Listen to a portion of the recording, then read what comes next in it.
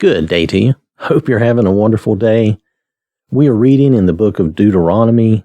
Now, last time we read Deuteronomy chapter 1, and that was a recap of the Exodus, from the Exodus getting to the Promised Land, and then that first generation, how they were afraid to enter the Promised Land. They didn't trust God. They didn't believe God.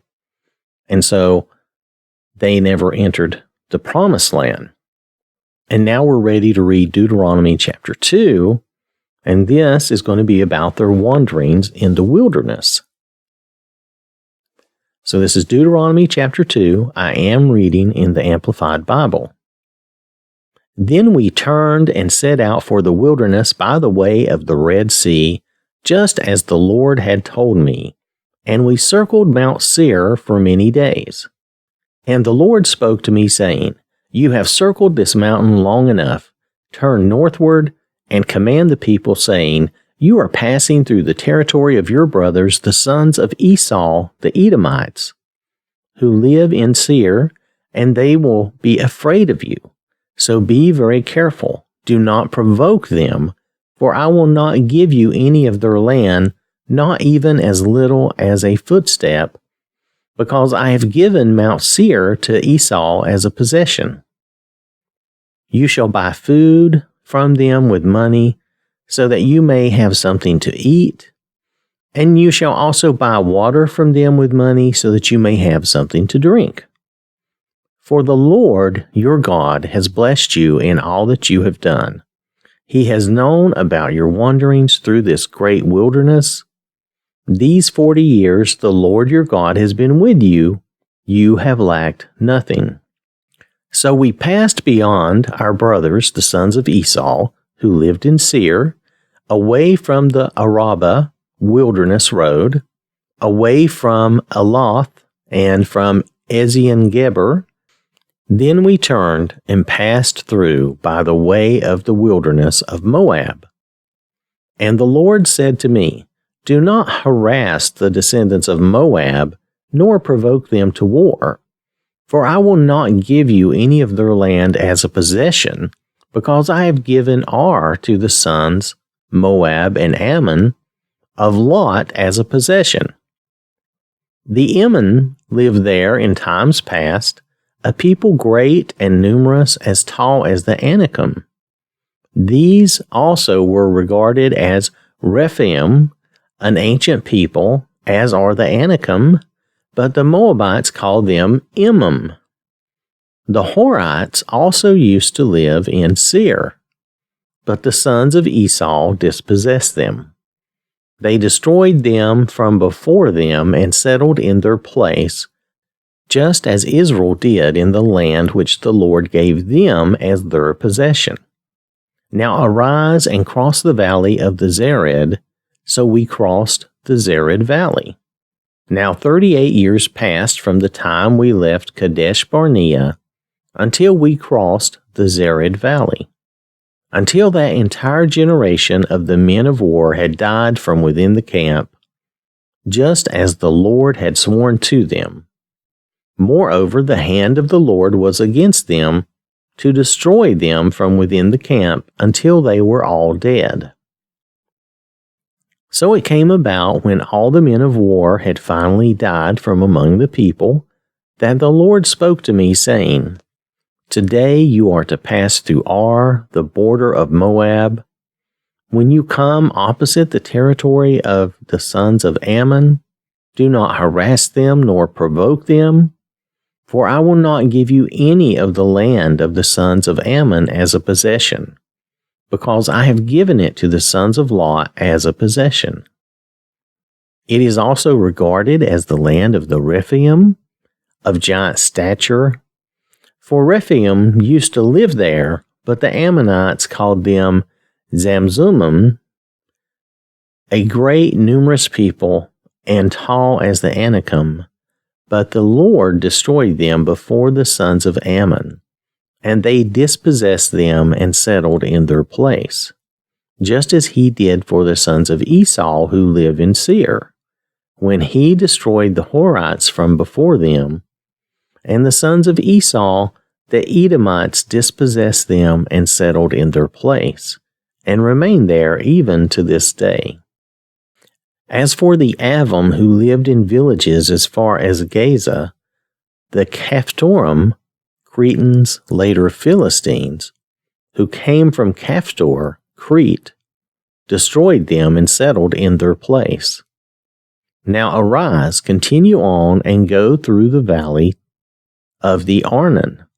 Look, I have handed over to you Sihon the Amorite king of Heshbon and his land.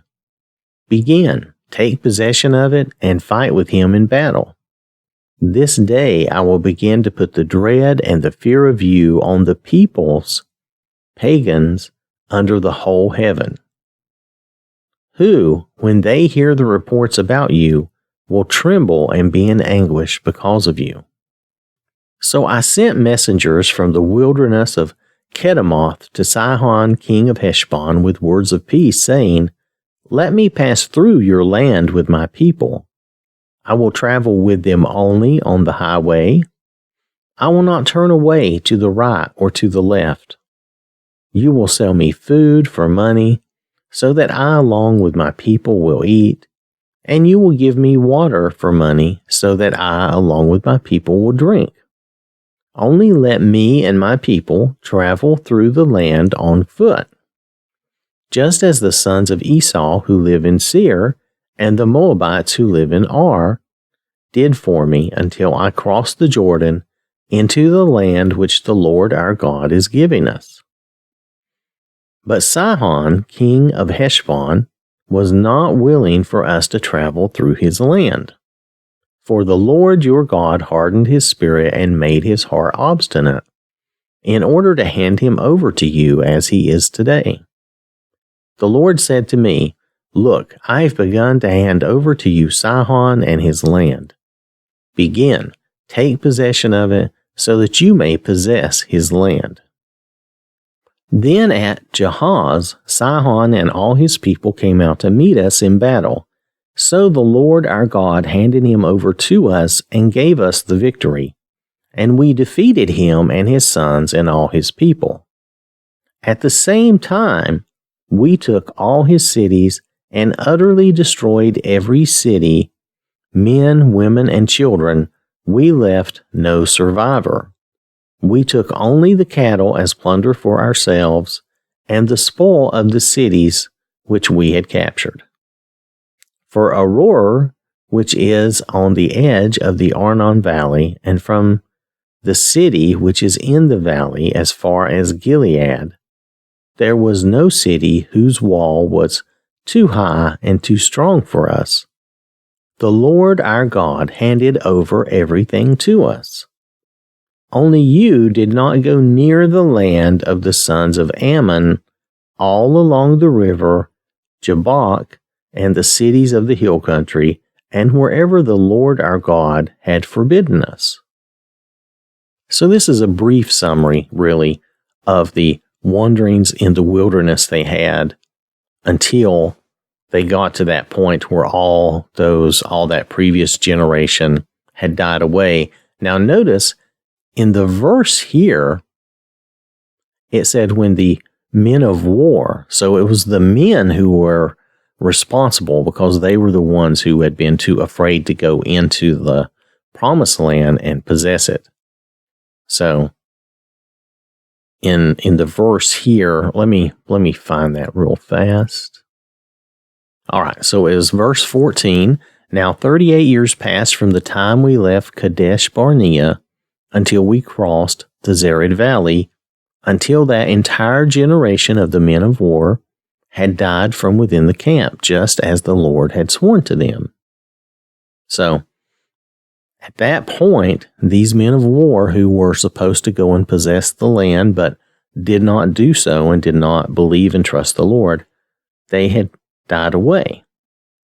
So that was the generation, and here this is a bit more specific than what we had read, I believe, in the previous text, which was just that generation was going to die away. But here, it makes it more clear that it was the men of war who did not believe and did not go into the promised land. So that makes sense because they were the ones that were supposed to go in and possess it.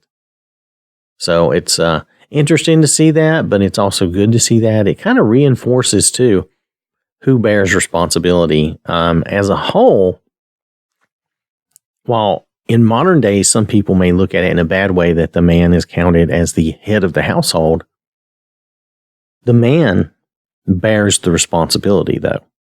See, and that's another thing. In modern days, I think we kind of play with and change around, and sometimes we pretend the woman bears that responsibility.